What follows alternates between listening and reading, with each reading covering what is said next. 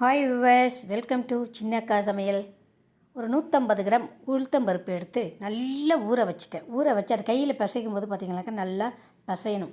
அந்த அளவுக்கு ஊற வச்சுட்டு மிக்ஸி ஜாரில் போட்டு நம்ம செய்யும்போது பார்த்திங்கனாக்கா கொஞ்சம் தண்ணி ஊற்றி அரைச்சா மட்டும்தான் அது நல்ல நைஸாக நல்ல ஒரு வடை பதத்துக்கு நமக்கு ரொம்ப நைஸாக கிடைக்குது. அப்படி தண்ணி ஊற்றாமல் நம்ம பண்ணோம்னாக்கா நொய்யாக இருக்குது இல்லையா? ஸோ நம்ம தண்ணி ஊற்றி தான் மிக்ஸி ஜாரில் ஆட்டணும்.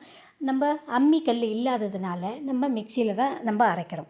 அப்போ ரொம்ப தண்ணியாக கிடைக்கும்போது நமக்கு வடை பதம் குறைவாக்குது அப்படின்னா, இப்போ பாருங்கள் நல்லா ஓரளவுக்கு நான் கொஞ்சம் தண்ணி விட்டு தான் நல்லா அரைச்சி எடுத்துட்டுருக்கேன். நல்லா மைய விழுதா நல்லா ரொம்ப நைஸாக அரைச்சிருக்கேன். ஏன்னா நைஸாக எந்த அளவுக்கு நமக்கு கைக்கு தட்டுப்படாமல் நைஸாக இருக்கோ அந்த அளவுக்கு வடை நல்ல மொறுன்னு கிறிஸ்பியாக நமக்கு கிடைக்கும்.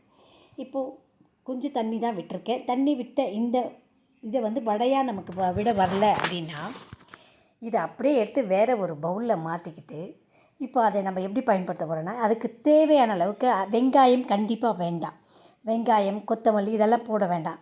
ஏன்னா வெங்காயமெல்லாம் ஏற்கனவே அதில் நீர் இருக்கிறதுனால இன்னும் கொஞ்சம் தண்ணி ஆகிடும்.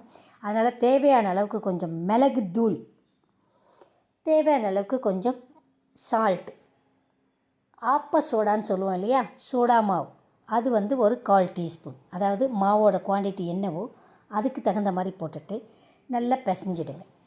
இப்படி நம்ம பிசைஞ்சு விட்ட பிறகும் கொஞ்சம் தண்ணியாகவே இருக்குது அப்படின்னா நம்ம அதை என்ன மாதிரி பயன்படுத்திக்கலான்றதை நான் சொல்கிறேன். இப்போ நல்லா பிசைஞ்சிடுங்க. நல்லா பிசைஞ்சிட்டு அந்த உப்பு எல்லா இடத்துக்கும் பரவணும். அதனால் எல்லாத்தையும் நல்லா பிசைஞ்சிடுங்க. நிஜமாகவே வடையை தட்டி விடுற பதத்துக்கு நமக்கு கிடைக்கல. காரணம் மிக்ஸி ஜாரில் நம்ம அரைச்சி எடுத்ததுனால. அம்மி இல்லைனாக்கா நமக்கு தேவையான அளவுக்கு நம்ம கெட்டி தன்மையாக நம்ம அரைச்சி எடுத்துருக்கலாம். இது மிக்ஸி ஜாரில் பண்ணதுனால நமக்கு தண்ணியாக தான் இருக்குது. இதோடு எடுத்து நம்ம அப்படியே விட்டோம்னாக்கா உருண்டையாக தான் வரும். இப்போ நம்ம என்ன பண்ண போகிறோம், கூடவே இதுக்கு அதுக்கு தகுந்தாற் போல் நான் 4 ஸ்பூன் கார்ன்ஃப்ளவர் மாவு பயன்படுத்தின்னு. எப்போவுமே அரிசி மாவை விட கார்ன்ஃப்ளவர் மாவு பயன்படுத்தணுனாக்கா நமக்கு நல்ல மொறுன்னு கிடைக்கும். எண்ணெய் ஈர்ப்பு வடையில் ரொம்ப குறைவாக இருக்கும். இப்போ போட்டு நல்லா பிசைஞ்சிருங்க. பிசைஞ்சிட்டோம். இப்போவும் ரொம்ப ஓரளவுக்கு தண்ணியாக தான் இருக்குனாலும் பிரச்சனை இல்லை, பரவாயில்லை. இது இந்த பக்குவத்துக்கு நம்ம கரைச்சி எடுத்து, அதாவது எல்லாத்தையும் பிசைஞ்சு எடுத்துட்டு எண்ணெய் நல்லா காஞ்சிருச்சு. நல்லா காஞ்சிடுச்சின்னு சொல்லிட்டு கை வச்சு பார்த்தாலே நமக்கு தெரியும். எண்ணெய் நல்லா காஞ்சதுமே இப்போ பிசைஞ்சு எடுத்து வச்சுருக்கிற அந்த உளுத்த மாவு இருக்குது இல்லையா, அதை அப்படியே எடுத்து கையிலையே எடுத்து பட்டையாக தட்டின மாதிரி, பட்டையாக கையில் விட்ட மாதிரி விட்டு அப்படியே விடுங்க. பட்டையாகவே விடுங்க. அதே போல் எடுத்து விடும்போது நீங்கள் பிளாஸ்டிக் கவர் கையில் க்ளவுஸ் மாதிரி பயன்படுத்திக்கிட்டாலும் ஓகே.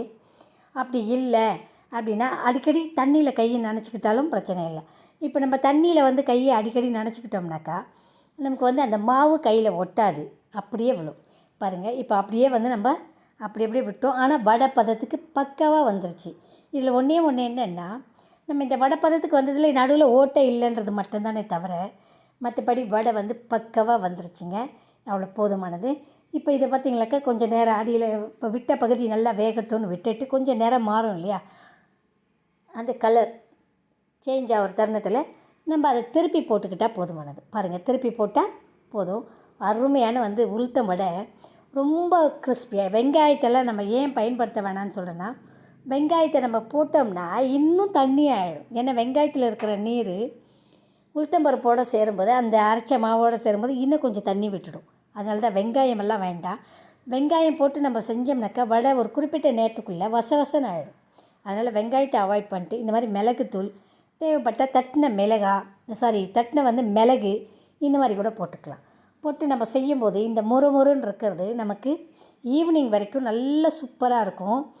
நம்ம காலையில் பிள்ளைங்க வராங்கன்னு சொல்லிட்டு 4 மணிக்கு நம்ம ஈவினிங் ஸ்நாக்ஸாக செய்கிறோன்னு வச்சுக்கோங்களேன், அவங்க 6 மணிக்கு வந்தாலும் இது மொறுன்னு அப்படியே இருக்கும். அந்த வெங்காயத்தெல்லாம் அவாய்ட் பண்ணிடலாம். வெங்காயம், கொத்தமல்லி இதெல்லாம் அவாய்ட் பண்ணிவிட்டு வெறும் மிளகுத்தூள், சால்ட்டு, கொஞ்சம் சோடா மாவு போட்டு இந்த மாதிரி வடையை செய்து பாருங்கள். செம்ம சூப்பராகவும் இருக்கும், மொறுன்னு இருக்கும். இதுக்கு வேர்க்கடலை சட்னி, கடலை சட்னி, தேங்காய் சட்னி, எந்த வகை சட்னியாக இருந்தாலும் ஓகே. சாம்பார் இருந்தால் இன்னும் சூப்பராக இருக்கும். ஒடிச்சு தொட்டு சாப்பிட்றதுக்கு அவ்வளோ டேஸ்ட்டாக இருக்கும். அருமையான சூப்பரான ஒரு உளுத்த வடை ஈவினிங் ஸ்நாக்ஸ் ரெசிபியாக இதை நம்ம செஞ்சுருக்கேன். பிள்ளைங்க கண்டிப்பாக வந்துடுவாங்க, எல்லாம் ஸ்கூல் போனீங்களா. நீங்களும் இதை பார்த்துட்டு இதே போல் செய்து கொடுங்க, பிள்ளைங்க விரும்பி சாப்பிடுவாங்க. அருமையான உளுந்து வடை கண்டிப்பாக உங்களுக்கும் பிடிக்கும். ஒரு லைக் கொடுங்க. உங்களோட கருத்துக்களை எனக்கு கமெண்டில் பதிவிடுங்க. சப்ஸ்கிரைப் பண்ண நட்புகள் ஷேர் பண்ணுங்கள். புதுசாக வீடியோவை பார்க்குற நட்புகள் சப்ஸ்கிரைப் பண்ணுங்கள். மறக்காமல் பக்கத்தில் இருக்கிற பெல் பட்டனை அழுத்துங்க. அப்போ தான் பதிவுகள் உடனே உங்களை சேரும்.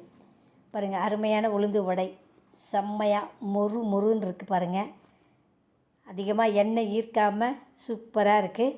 கண்டிப்பாக நீங்களும் செய்து கொடுங்க பிள்ளைங்களுக்கு எல்லாருக்கும். சின்ன அக்கா சமையலில் அருமையான ஒரு உளுந்து வடை சூப்பராக இருக்குது. நன்றி.